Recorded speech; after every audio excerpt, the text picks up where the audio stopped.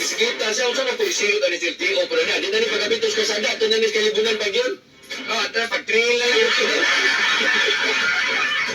Stilan na, gini na tuwan. Bisikleta na gila. Kasuhan, pwede mo na magkasuhan. Pwede na kasuhan. Kaya klaro, magkainan ng mga binuang nangyayahang. Oh, now. Gato ni mo na diya. Ako para ko na. Di na ni magpapagaw ni siya. Sige lang, kay... Oga, may bawaan niya na to ni. Kay kinibat, ipasa na ko ng video na po ni Kwan. Kuya, Kwan, ka ng Police Lieutenant Colonel Wilbert Varilla. Awa sir, nagkanay noon ni Lugara.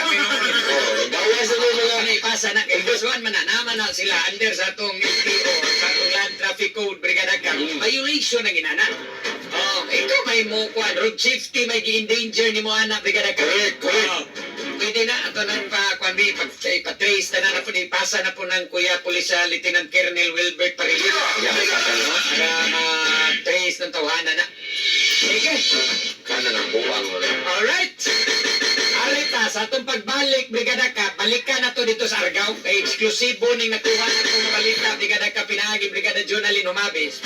No, ganihan ay nabi naman to nato ang katong dili, ang lulo. Ang lululo.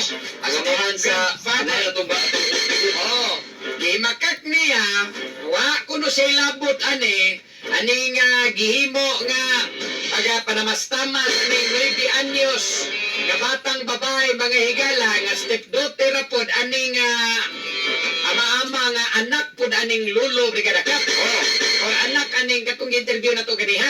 Lulo pod. Yes. No? So karon iyang gimakak unya iyang giingon nga ang nagbuhat sa ingon ang kanira ging iyang anak wa sila labot. Wala sa tibaw sa gibuhat. Oh, kay duha man sila lang kung nadunggan Birada. manuyupay Good kuno ning duha.